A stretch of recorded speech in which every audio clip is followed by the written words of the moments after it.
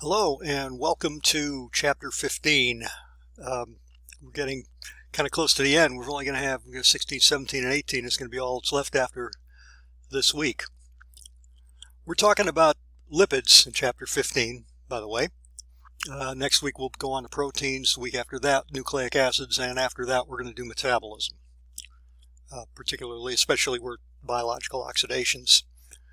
Anyway, lipids also, lipids include fats, and they do have a bad name, unfortunately, but they're also necessary, they're also essential, they play an important role in our overall metabolism. So let's talk a little bit about them. 15.1, this section 15.1 is, of course, an introductory situation. And as usual, they start off with a clinical situation, where in this case people are a client, a patient gets a lipid profile. It includes total cholesterol, high density lipoprotein, and low density lipoprotein, and we're going to find out what all those are. And the levels need to be in a certain healthy range. If they're too high, there's a set of things that there's things that need to be done to lower it, and if it's too low, actually sometimes you don't need to worry about it, and sometimes you really do need to increase the levels of these. And we're going to spend most of this lecture actually talking about just what lipids are, their structures, and some things about their functions. The term lipid comes from the Greek word for fat, and they are biomolecules that contain fatty acids or a steroid nucleus. There's actually a few others, but we're not going to worry about those. They're soluble in organic solvents, but not in water. And the solubility in organic solvents is really the most fundamental definition of a lipid. It's a biological molecule that dissolves in organic solvents and not in water. They do play some very important roles, as you see mentioned in that last bullet point. They figure heavily in cell membranes. Some fat-soluble vitamins are lipids, and steroid hormones are lipids. And also, there's fat is used as an energy source. You do burn fat to gain energy. We talked about glucose being a major fuel source for the body. Well, fats are another one. And when you're exercising, when you're even at rest, you're actually metabolizing both fats and carbohydrates. The relative rates can vary some. We've already talked about, we're talking here about two types. There's actually, all these types can be subdivided into more types, but the two basic ones are lipids that are based on fatty acids. So these usually tend to be esters of some alcohol. It could be glycerol, and it could be a long chain, what they would call a fatty alcohol. And then there's the steroids that have that four-ring, this fused four-ring system. If you take a look at it, it's you can see there's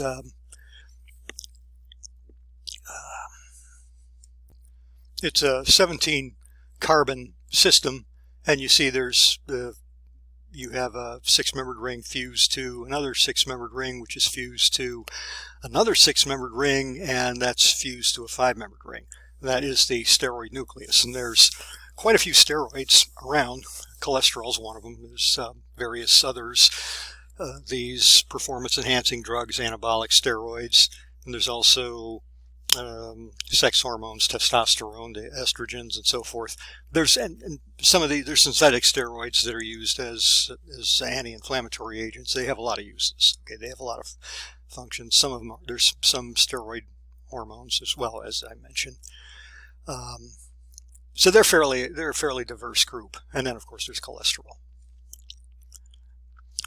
This slide breaks lipids down further into maybe subtypes, if you will. They don't really break down to steroids that much. Steroids do vary, as I said, quite a lot, but they're all based on that fused ring system. The fatty acid-based lipids do have a little more diversity in their forms. You start with they start with waxes here, which usually are plant materials. They're a long chain alcohol esterified to a fatty acid. And I'm gonna get the whiteboard out here, and I'm gonna show you some examples. Now, I mentioned that a wax is a long chain alcohol.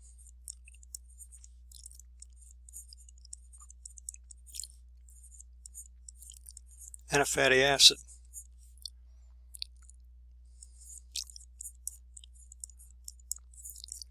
Esterified to a fatty acid.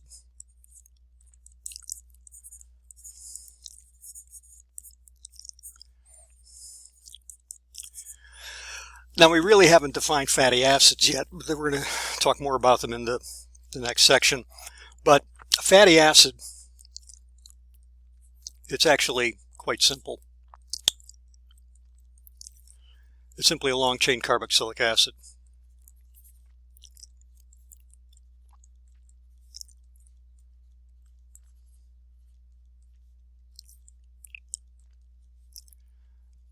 You know what a carboxylic acid is, okay? You know, like acetic acid, you've seen that.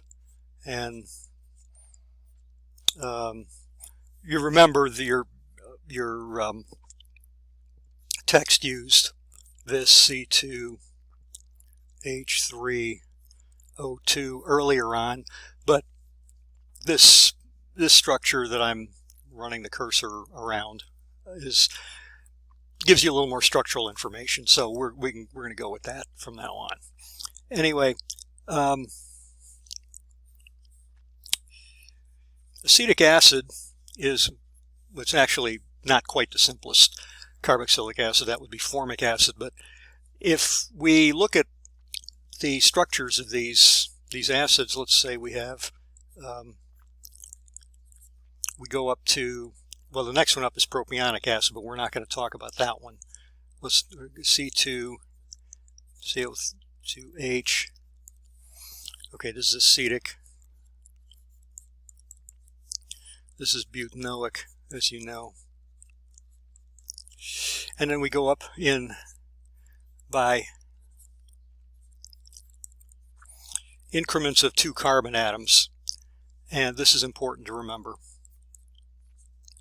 Say 1, 2, 3, 4, 5, 6. This would be, we call it hexanoic acid. It has a common name, by the way.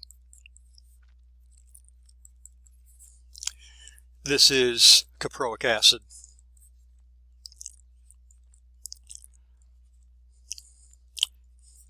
Caproic comes from the Latin word for goat, and caproic, there's a couple others. There's C6, C8, C10, respectively, caproic, caprylic, and capric acids, and they do have, all 3 of those actually have a smell like, if you've ever smelled goat cheese, which are very popular and considered characteristic of Greek food, but they do have this smell and something of a taste, and it's from these fatty acid residues of caproic, caprylic, and capric acid. So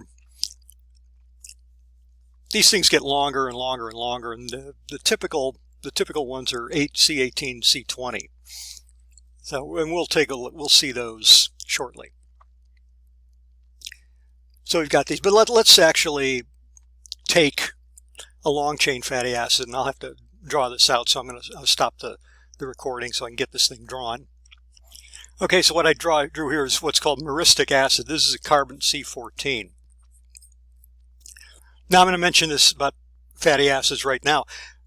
They are almost all an even number of carbon atoms, just a straight chain of an even number of carbon atoms. So the most common, as your book says, between 12 to 18 carbons, but more or less are still going to be considered fatty acids, and they're pretty much all going to be even number of carbons in the chain. And when we get into metabolism, you're going to see that you're going to get some. We're not going to talk about biosynthesis. We're going to talk about breakdown, the oxidation of fatty acids for energy. But you're going to notice that the metabolism of these things, both the synthesis and the uses for energy, is going to be in units of 2 carbon atoms. So that's why you're going to. It's the biological pathways that these are involved with. Okay, so these are, okay, it's myristic acid. I went to the line angle formulas for these. So you see we have myristic acid and palmityl alcohol, which is C16. You'll see palmitic acid is a 16 carbon chain, and these alcohols are they're essentially derived from fatty acids ultimately. So you're going to have the alcohol from myristic acid will be myristyl alcohol, where this this group right here will actually be OH, and that would be myristyl alcohol.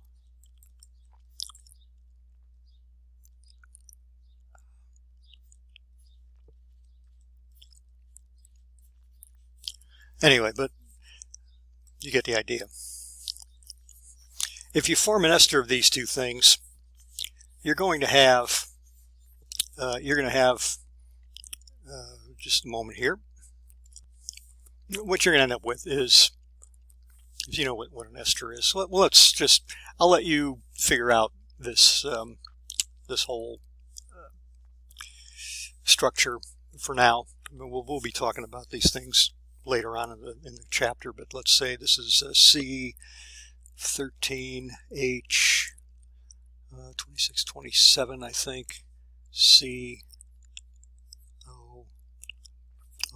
and then this is going to be CH2 and C15H31.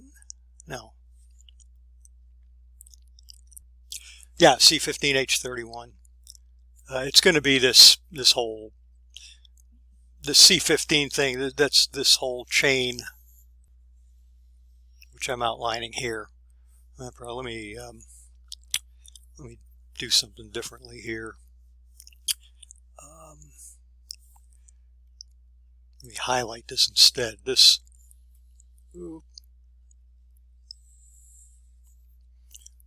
That is C15H31, and this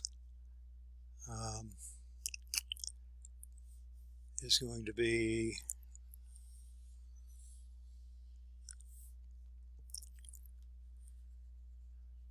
this part here.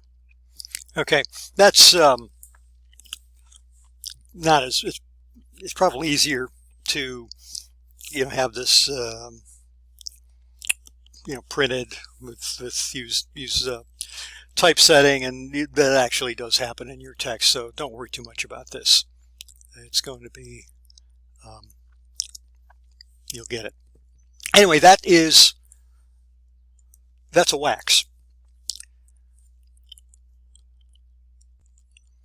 Okay, so we've talked about what a wax is. A wax is an ester of a fatty acid, and actually the rest of these are going to have fatty ester linkages in them. So the triacylglycerols are going to be based on glycerin.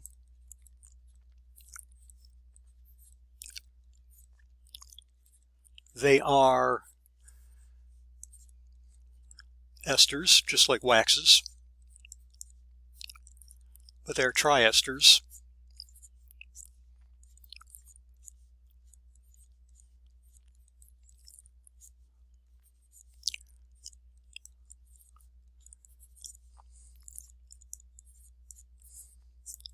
these R's, these groups here are, these are the same fatty acids. These are derived from fatty acids, and then these are from fatty acids, and this is glycerol. So you see, it just like the waxes, it is an ester.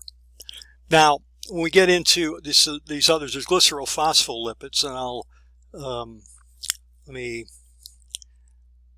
go back here, get rid of some of these things.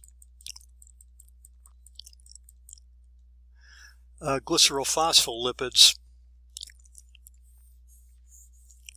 are going to be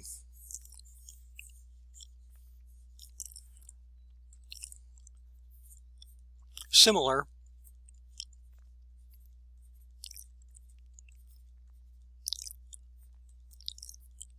lipids.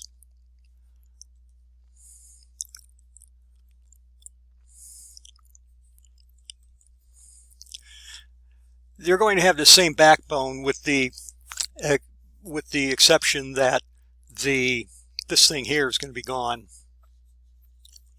and it's going to be replaced with phosphate. Well, let me change the.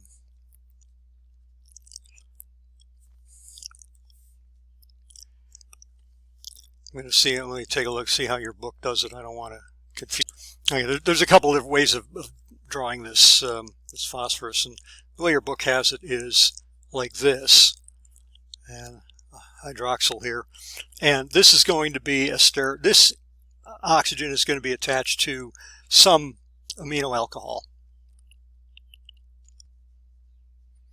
Okay, so it'd be like I'm going to use ethanolamine here. And actually, you know that amines are bases, so you're actually going to have it protonated in biological media, which is going to be around pH, somewhere around pH 7. It's a little higher than that, but so this is going to be a glycerol phospholipid, and these show up a lot in membranes.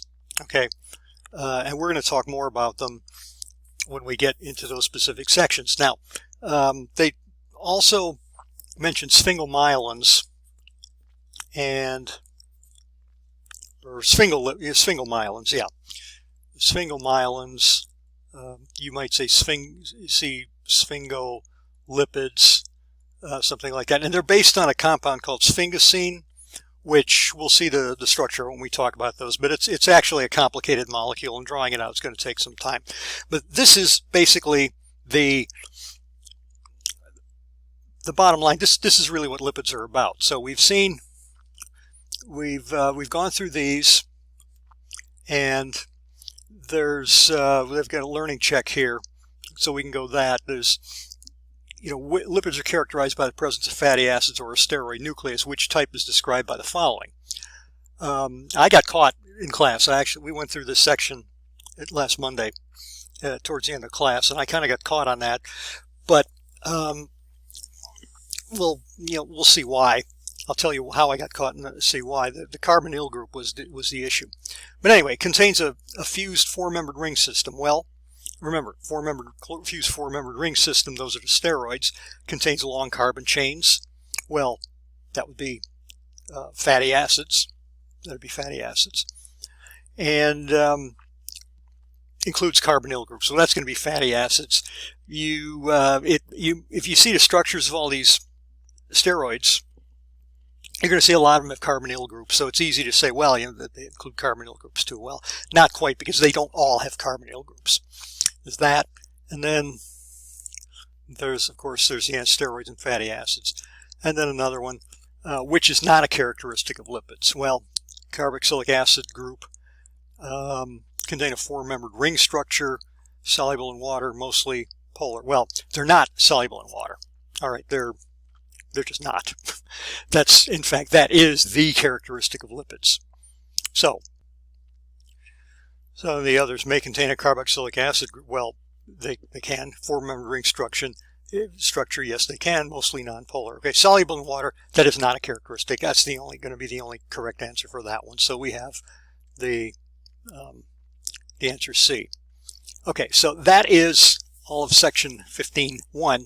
I'm going to go through, you've asked me to do some problems, so I'm going to do a little bit of that next for a bit, just to the practice problems at the end of section 15.1. I'll go through those. And let me find my whiteboard here. Okay. Practice problem 15.1. Just do a couple of these. There's 4 here. I'm going to do them all. Okay, lipids are not soluble in water. Are lipids polar or nonpolar? Okay, lipids, polar or nonpolar? Well, what you ask yourself is, what about water? You don't like dissolves like. Okay, polar compounds dissolve in polar solvents. Water is very polar. Okay, so something that dissolves in water is going to be a polar material. Nonpolar materials simply aren't going to dissolve in water. So lipids, well, they have to be, they're water insoluble.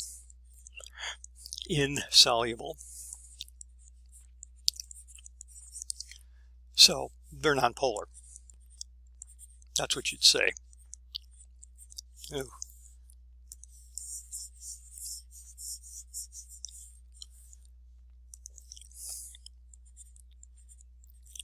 Nonpolar. Simple question. Okay, which of the following, then the next one.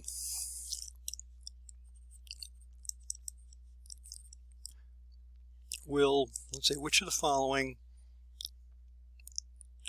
could be used, well, let's say could be used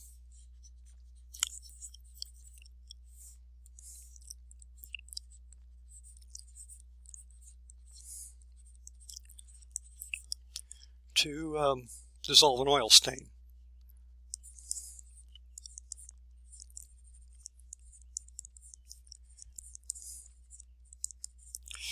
Keep in mind, okay, look, when we talk about lipids, keep in mind that they have, well, the fatty acids especially are an especially good example because they're a long carbon chain, and let's say stearic acid, which is 18 carbons, and it's saturated. It's 17 of those 18 carbon atoms are essentially alkane carbon atoms. So you've got a big alkane piece and a real little polar carboxylic acid piece. So you're dealing with something like hydrocarbons, like oil. So, and then your triacylglycerols, where you're going to see that the liquid ones are actually called oils themselves. So we're talking oil that's going to be nonpolar. So we want something nonpolar.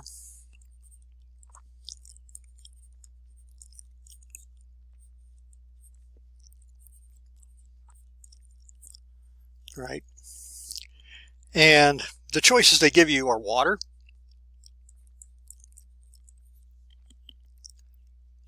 carbon tetrachloride, diethyl ether,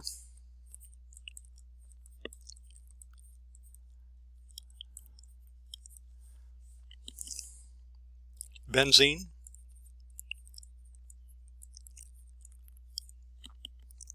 sodium chloride solution,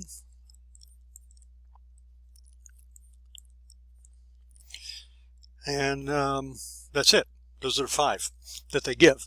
Okay, so it has to be nonpolar, and so what are you going to? Well, let's think about this. It has to be nonpolar, and so water is obviously out. Sodium chloride solution, which is going to be in water, is obviously out. Carbon tetrachloride, well, carbon tetrachloride. Remember when we talked about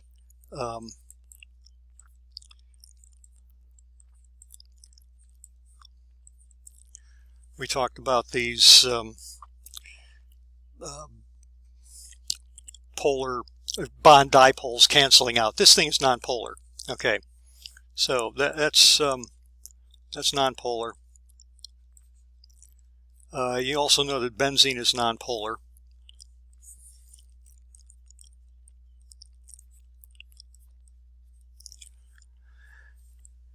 what's left is diethyl ether. Well, diethyl ether, we have to think for a second, but so let's look at the structure of diethyl ether. Now, let me get this back up here. We have the this CH3, CH2, CH2, CH3, diethyl ether. You see, you do have an oxygen there, and there is going to be some polarity to this thing, but you have a lot of hydrocarbon on it. So diethyl ether is really going to be considered nonpolar. There's 4 carbons, and it could be used to dissolve an oil stain, although you probably wouldn't do it because it is a very low boiling point and it's a flammability hazard. But yeah, you could do that. So it would be these 3 and that one. This is 15.2. Okay, so let's do a couple more.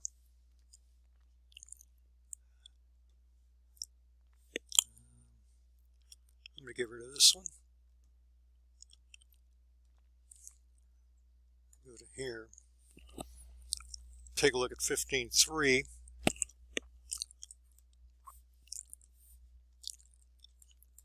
15.3. What are functions of lipids? Actually, quite a few you can add. You could talk about here. So let's just go through a list. Okay, well, they do mention in 15.1 that component and cell membranes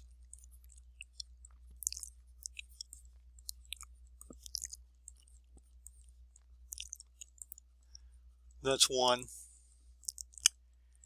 and another one is going to be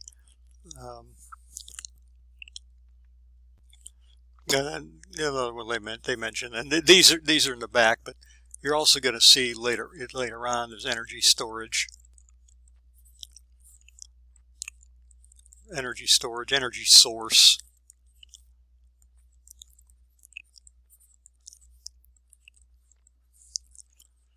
and actually there's some are vitamins.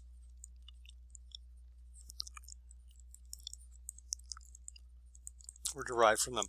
Vitamin D is going to be something like it's going to be related to steroids. But there's you find a couple others, but essentially steroid hormones are the ones they really want you to know at this point. So these are the ones you look at, but there's a few others.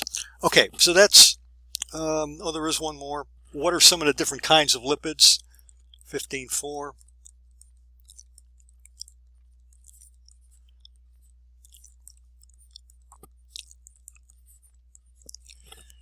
Well, this slide here should really tell you all you need to know. I mean, there's the kinds of lipids that we're going to be dealing with. We're going to talk about waxes, triacylglycerols, glycerophospholipids, and sphingolipids. That's what we're going to be talking about in the rest of this chapter. So we'll move on to 15.2. Okay, 15.2. We're going to be talking mostly about fatty acids here.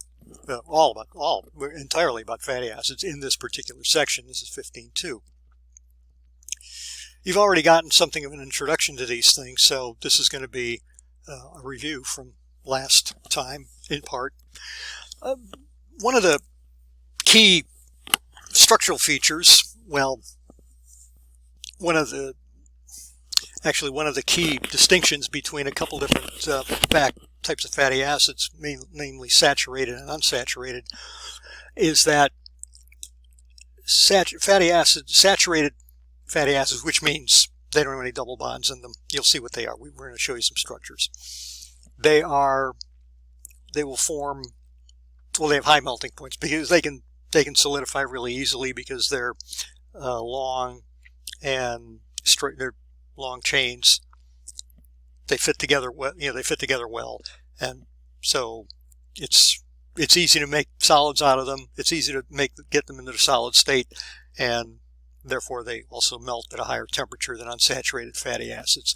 And you see there the learning goal is to be able to draw the condensed structural or line angle formula for fatty acids and identify it as saturated or unsaturated. So that's what we're going to be talking about. Fatty acids, typically long, unbranched carbon chains with a carboxylic group at the end. All right, typically 12 to 18 carbon atoms. They go smaller, they go larger, but 12 to 18 really are going to be the most common that you're going to see. They're insoluble in water because they have a long carbon chain. Yes, the carboxyl group is polar, but the polarity of the carboxyl group is just not enough to compensate for the large nonpolar tail of this thing. So they're insoluble in water.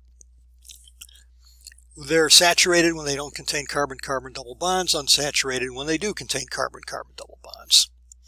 And here's a formula for a couple of these things actually. No, lauric acid. Okay, different ways of looking at lauric acid. The lauric acid is C12. There's 12 carbons in it, and it's saturated, so there's no double bonds. Okay, so there's the condensed structural formula of lauric acid and the line angle formula. And let's go ahead and go to the whiteboard and just draw one of these things. Let me get all this. There used to be a lot easier way of erasing these boards. In fact, I'm going to stop the recording. Okay, if you want to watch this, just watch it get drawn out. You have a couple different ways to do it. And you see that there's a couple of different structures there. There's a couple of these condensed structural formulas, which look like this. You start with CH3. And then what you can do, you can write all these out, but you can abbreviate this where you have CH2. That's called a methylene group, but don't worry about that. There's 10 of them. And then you have CO2H. Okay, notice you've got, here's 1, here's 10, and here's 1 carbon, so that's 12 carbons, so it's C12. And if you work out the formula, it's going to be C12H24O2. All right. There's another way we can do this. We could write it like this.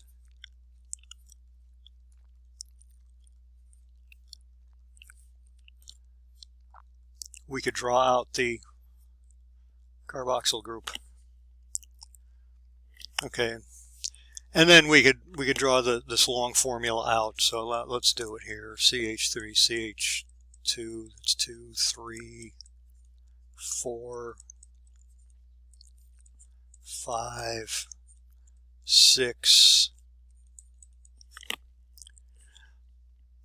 7, 8, 9, 10, 11, 12.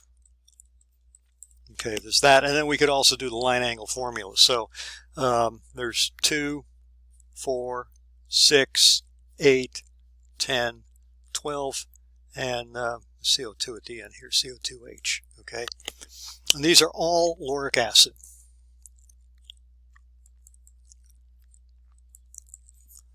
Saturated.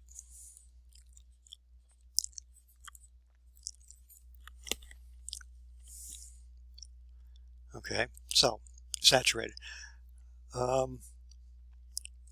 Some things about these saturated fatty acids. You see, you have you look at these compounds, these structures, lauric acid, myristic acid, palmitic acid, and stearic acid. They differ. Each successive one differs by the previous one by two carbon atoms, and there's this nomenclature specifying the carbon atoms and double bonds. Lauric acid is 12 carbon atoms, no double bonds. You see it's present in coconut oil. Has a melting point of 44 degrees Celsius. Myristic acid, 14 carbons, no double bonds. It is actually myristic acid. There's a lot of myristic acid in nutmeg. It melts at 55 Celsius. Palmitic acid, palm oil, 60 degrees Celsius. Stearic acid and animal fat, 69 degrees Celsius. And pay attention to now we're getting to the first important property about these things. Pay attention to the melting points.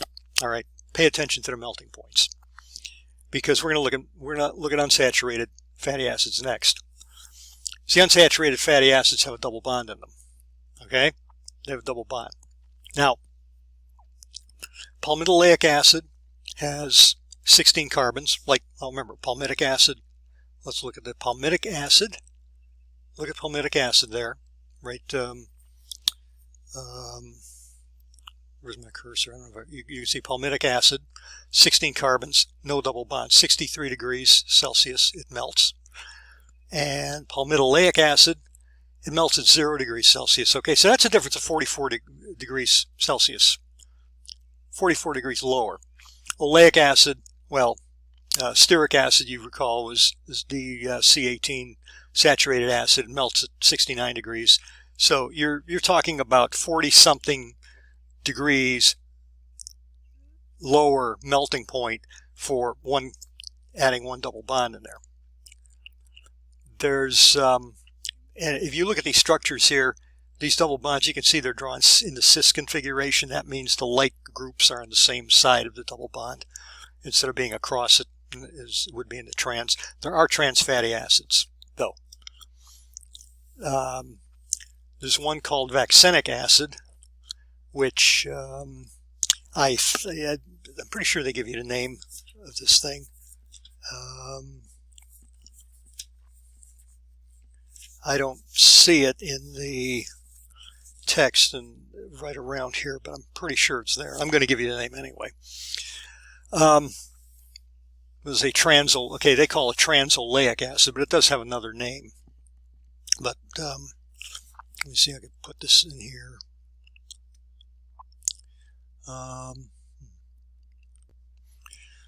In case you're interested, there's your book is calling it transoleic acid, but it also has the name vaccinic acid. But that's the name of the acid really isn't really what's important. It's the configuration about this double bond. You notice that oleic acid has a cis double bond, and this transoleic acid has a trans double bond, and that has a large effect on the melting point there.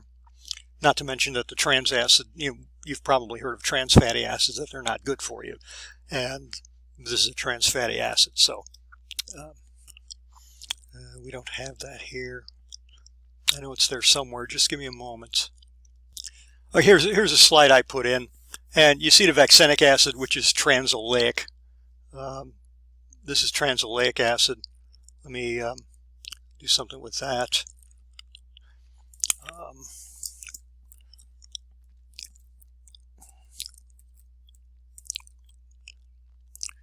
Control italics to use your text. And notice that the transoleic acid is actually quite a lot quite a lot higher melting than oleic acid. It's lower than stearic acid, but it's still 30 degrees higher than oleic acid. So that trans double bond is it does have an effect of lowering the melting point, but not nearly as much as the cis double bond. And as you see, there's some slides here that I'm going to be talking about, but we'll get to that shortly. We'll follow the rest of this. Now, the saturated fatty acids, most of the saturated fatty acids, our bodies are capable of, what happened here? Our bodies are capable of synthesizing most of at least the saturated fatty acids. We cannot, the monounsaturated, we can do that, but polyunsaturated acids, either we can't synthesize them or we can't synthesize enough of them. So we need to get them from our diet. And polyunsaturated is simply more than one carbon-carbon double bond in the molecule. So polyunsaturated would be, well, you're going to see some. So let's just go through this slide, see what's there. What I just told you, They're essential fatty acids. You have to have them in your diet, or you have to have them in your body, in the lipids in your body. And so you're going to have to get them from the diet. So let's take a look at these things. We'll see what these structures are. This is, I'm going to kind of skip over what they had done here. Okay, you see what's happening here. You notice the, let's look at the melting points again. I have the C18 fatty acids here. All right, there's stearic acid, which is no double bonds, the vaccinic acid, or the transoleic acid, which is a trans double bond, oleic, one double bond, linoleic, which is a polyunsaturated fatty acid. It's got 2 double bonds. Linolenic is a polyunsaturated fatty acid. It's got 3 double bonds. Now take a look at what happens to the melting point of these things. There's another one there. I put something in there, arachidonic acid, which is a C20 carbon polyunsaturated acid. It's got 4 double bonds. Look at where all these unsaturated fatty acids melt. You have stearic acid, which melts at 69 Celsius, which is fairly high. 69 degrees, you would feel, you would probably consider that uncomfortably warm to the touch. Hot, actually. Vaccinic acid, or the transoleic, at 44, that's pretty warm, maybe like a hot sidewalk, maybe a little, not quite that hot, but oleic acid, 14 degrees. Now we're below room temperature. Linoleic, -5, it's below the freezing point of water. Linolenic, down to -11. So you're adding more and more double bonds, and the melting point gets lower and lower and lower. Okay, so it's staying liquid at a lower and lower temperature. And then arachidonic acid, which is 20 carbons, but has 4 double bonds, it melts all the way down to -50. Okay, and -50, -50 Celsius is really cold. Okay, so the melting point is a big difference in melting points when you start adding double bonds. And what's going on?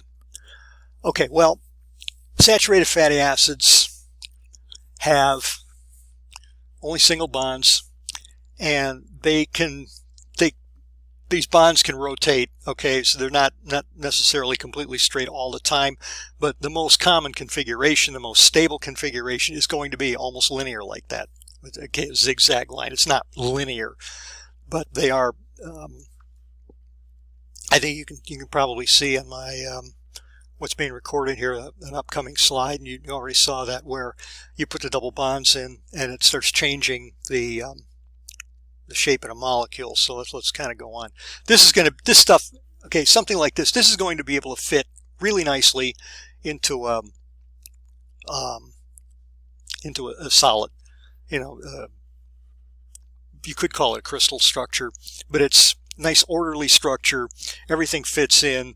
All these, you have these things are stretched out, so you have one carbon chain stretched out next to another one, and there's these dispersion forces that are the attractive forces between nonpolar molecules, the main force between nonpolar molecules. So they're actually fairly strong.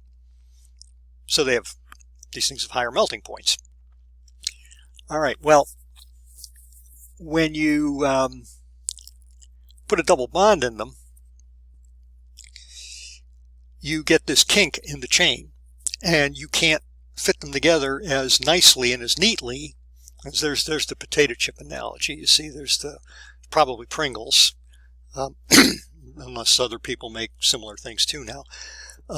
They fit together real nicely, form nice, tight, compact structures, and then you have your ordinary potato chips, which are kind of amorphous. They're really very irregular. They have different shapes, and you really can't fit them together, so they don't stack as easily. So if these are molecules, if these are fatty acid molecules, they don't stack together to form a solid as well. And that's what's happening. You're reducing these dispersion forces, and you're lowering them. The attractive forces aren't as great, so they're not going to be held. The molecules aren't going to be held next to each other, so they're going to melt at a lower temperature. And here's a picture. This is from an old biochemistry text. These space filling models are really nice, a good way to show this, because they're, you know, these line angle, the line angles things are nice. They do tell the story, but this is really more of what the molecule is going to look like. And you see the stearic acid, the C8, it's C18, is, I think the bottom carbon got cut off there, but the bottom, one of the bottom hydrogens got cut off here. But you get the idea. You can still understand. Stearic acid is going to, well, we know it melts at a higher, it melts or liquefies at a higher temperature, or solidifies at a higher temperature. So it's going to fit in. It's going to be able to line up. You're going to be able to get this nice orderly arrangement of stearic acid molecules in the solid. So it's going to form the solid. When you put the one double bond on oleic acid, you see that you've disrupted that nice packing pattern. So you can still pack it into a solid. I mean, it does melt. I think it was whatever it was, -5. We'll see in the next slide. But then oleic acid throws it throws another kink in the structure and lowers the melting point even further. So the it's really, in large part, it's really the shape of the molecule is doing this. So here we have the saturated, monounsaturated, polyunsaturated, and cis and trans acids compared. And so once again, we have the basic trend, and this is really the main point of this section, was the difference in properties between the cis and trans fatty acids. The main idea is that the unsaturated fatty acids are fairly high melting, and the more unsaturation, the lower melting, they're going to, lower melting the compounds are going to be. And this is going to have some implications in health. Okay, if you have if you have an overwhelming abundance of solid fatty acids or high melting saturated fatty acids, it's not going to really be particularly too good for you. And there's other reasons for that, like just the flexibility of a cell membrane, for example, is going to be affected by that as well. So look at the learning checks here, see what we have. Consider some questions about this. Condensed structural formula for oleic acid. Now, why is it an acid?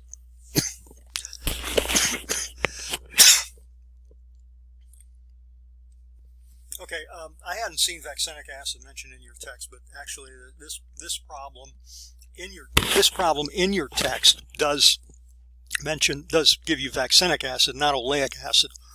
You could ask exactly the same questions for either one.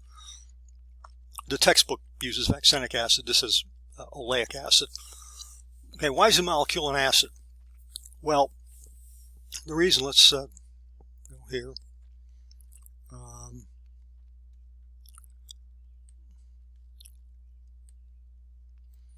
Let's erase all this and get rid of that.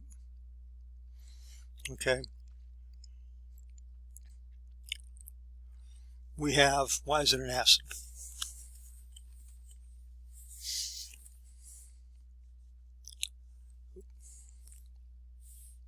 What's going on here?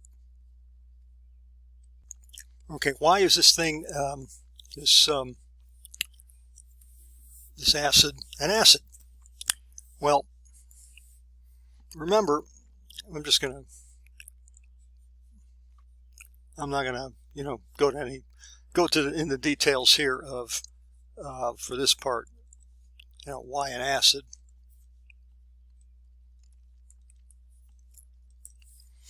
It's an acid because it's got this group, a carboxyl group, that is acidic. This hydrogen in water will ionize to some extent. It's a weak acid, but It's an acid. So it's a carboxylic acid carboxyl group.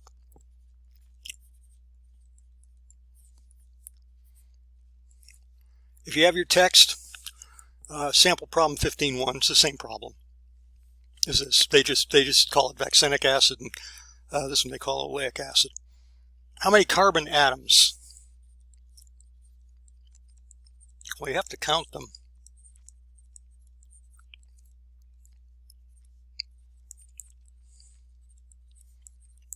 You count them and you're going to get 18. And you can remember stearic acid, oleic, linoleic, linolenic,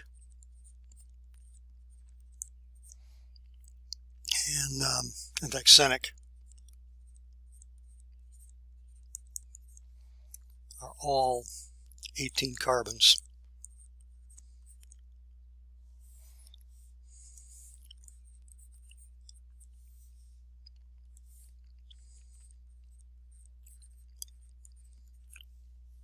I think that's all to see. I think that's all the, well, those are definitely the main 18 carbon fatty acids. There may be a couple others, but these are the big ones.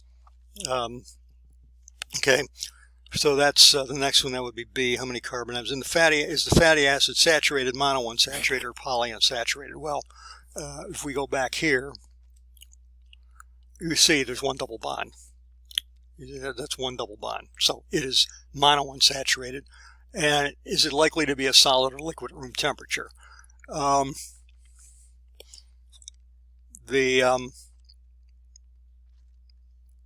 actually do something a little different in sample problem 15.1. So this one, is it going to be a solid or liquid at room temperature? It's going to be likely a liquid at room temperature. We've already seen that this melting point of oleic acid is 14 degrees Celsius. That's below room temperature. Okay, so it's going to be a liquid at room temperature. And the just from that was C. No, that was D. And we can D in sample problem 15.1 in your text is asks you give the shorthand notation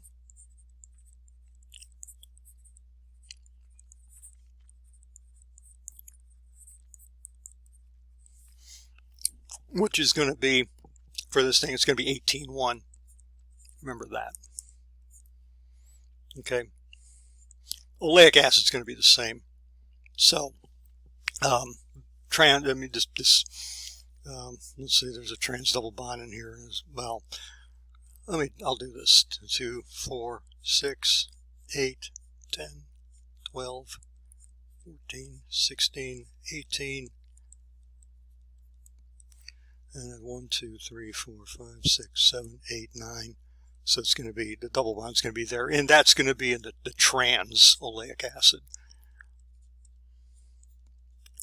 And be careful about these double bonds. Be careful about the double bond configurations, because it's important that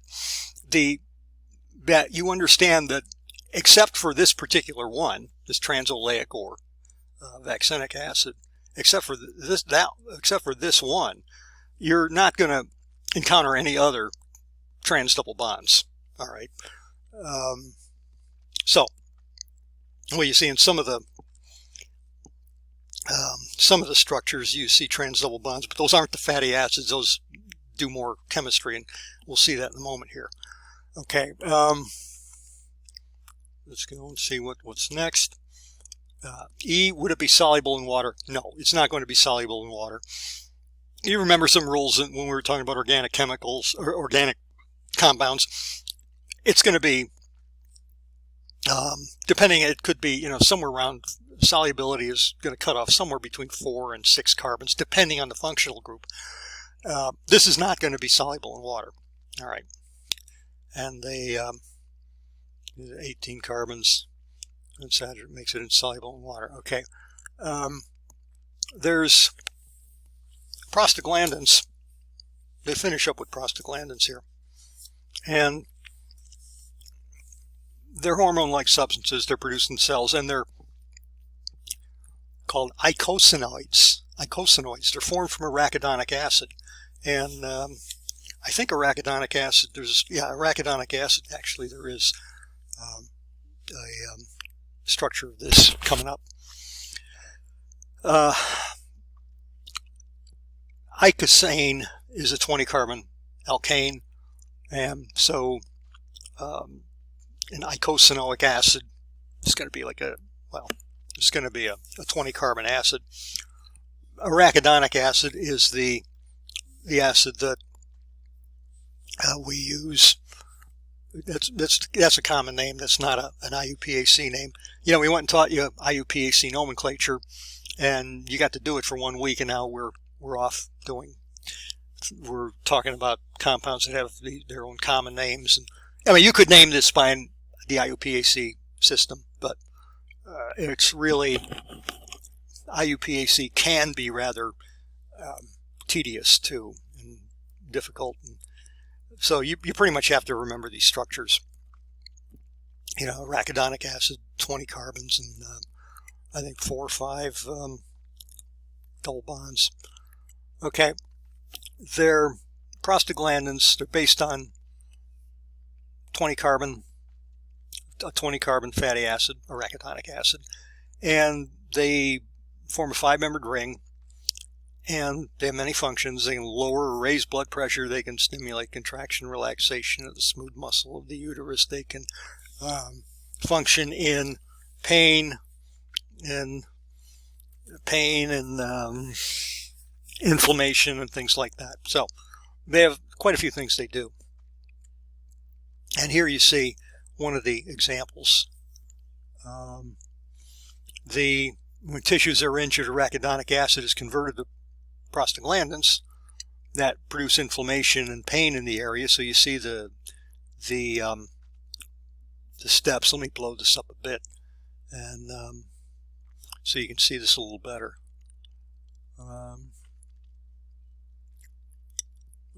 Go up a little bit. That might be a little clearer. I could blow it up bigger, but I think, well, you're going to have these anyway. You're going to have these accessible to you.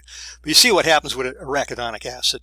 There's a pathway that when there's an injury, all right, when a tissue is injured, there's signals are sent out to appropriate receptors, and then it sets in motion a series of chemical reactions, and it gives you this PGF2, which, if you look at this,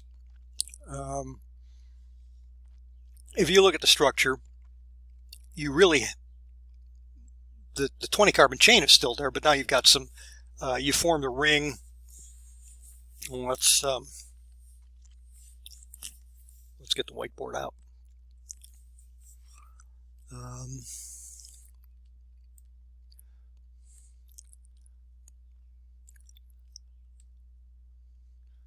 Let's get this.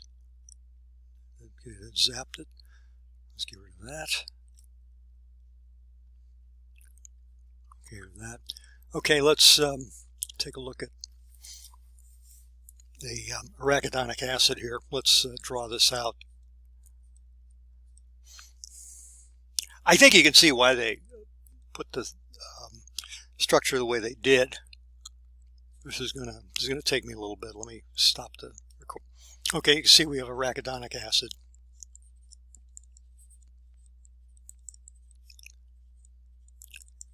And I went ahead and I put all this stuff in here. So, you know, you can see where these things are changing. Okay, if you look at the, you know, you've got 3 hydroxyl groups here. You've got a ring now, and you've changed. It looks like you've changed the configuration of this double bond from cis to trans. Anyway, you can see what is going on. You can see you still have the same carbon skeleton. All right, well, this is PGF2, this is a prostaglandin, and that is what happens when you hurt yourself. When you, like you hit your finger with a thumb or with a nail, the arachidonic acid is converted to this PGF2, which is prostaglandin, and it around the area of the injury, and it causes pain and inflammation. And there's what they call non-steroidal anti-inflammatory drugs, such as aspirin, which will block the production of prostaglandins, so the pain's not there. So it reduces the pain, or blocks the production of prostaglandins. So that helps mitigate the pain to some extent. Here's some of these non-steroidal anti-inflammatory drugs.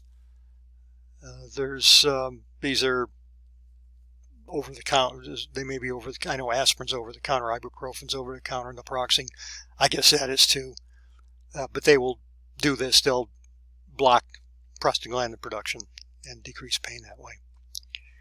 Okay, there's another topic here, fish oils, omega-3 fatty acids. You've heard of omega-3 fatty acids probably.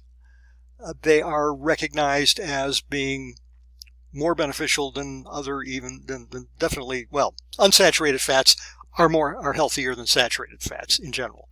Obviously, is going to be a need for some saturated fat in your body to make the triglycerides, the cell membranes, and so forth. But the unsaturated fats, you want to have as much of those as you can get, pretty much. There's another naming system.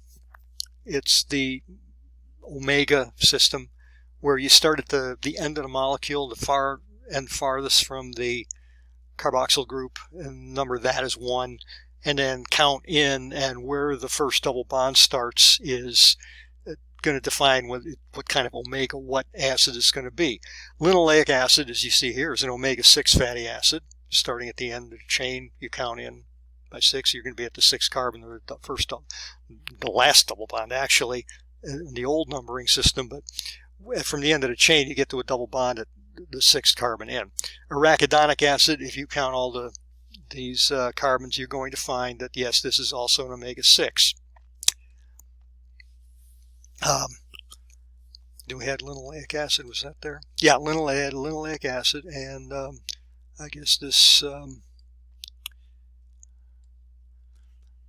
those are omega-6s. Okay. Omega-3 fatty acids are a lot of fish oil has a lot of omega-3 fatty acids, and that's why they tell you to eat fish. And you can guess that it's going to also, it has more double bonds in there, so it's going to be lower melting, so that whatever benefits come from the lower melting point, whatever other benefits come from it, the omega-3 fatty acid status gives you a little bit more health benefits. So here's what they look like. Linolenic acid, that's the C18 acid. There's stearic acid with, originally if you start with stearic acid and you start putting double bonds in at the 9, 12, and the 15 carbon, you're going to get this structure. And you notice that if you go to the last carbon out from the furthest from the carboxyl group, you're going to start there, and you're going to start counting in at the 3rd carbon you get to, you're going to get to a double bond. This icosapentaenoic acid, has 20 carbons in it, not quite arachidonic acid, because arachidonic acid only has 4. Well, you saw arachidonic acid has, they did have it there. You notice there's, where is it? If you're going to put this double bond here in the omega-3, you see. So if this double bond isn't here, this is arachidonic acid, but this double bond is here, so it's this EPA, icosapentaenoic acid. And there's a docosahexaenoic acid, which has 6 carbon-carbon double bonds, and that's an omega-3 fatty acid. So these are what they look like. There's a double bond starting at the end. You've got a methyl group, and then you got CH3, CH2, and then the next one's a double bond. That's what they look like. And these things are particularly healthy. They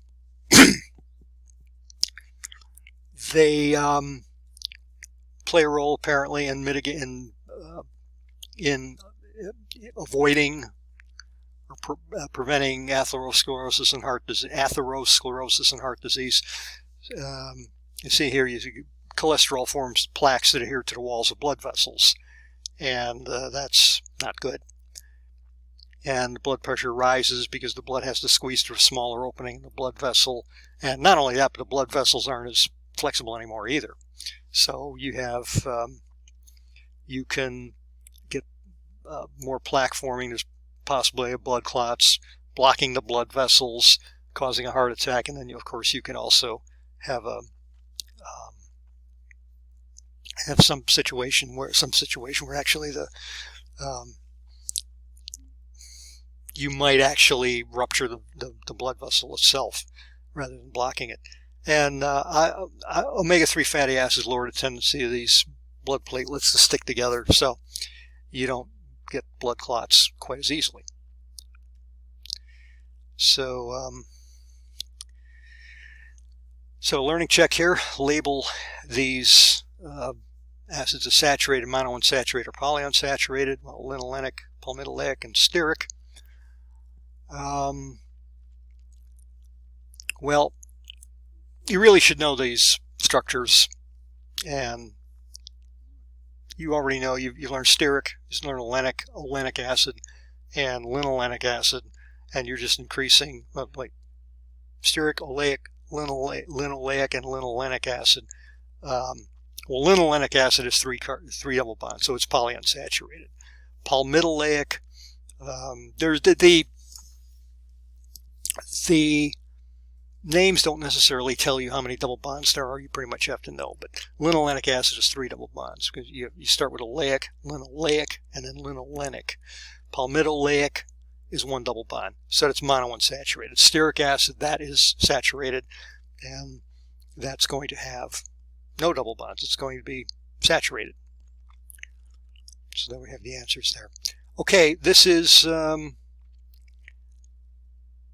sections 1 and 2, and I'm going to be moving on to doing some others tomorrow. So I'll get these recorded. I'll get this one on the YouTube, and you'll have access to it. And then I'll be doing the same thing with the rest of the chapter over the next couple days. See you then.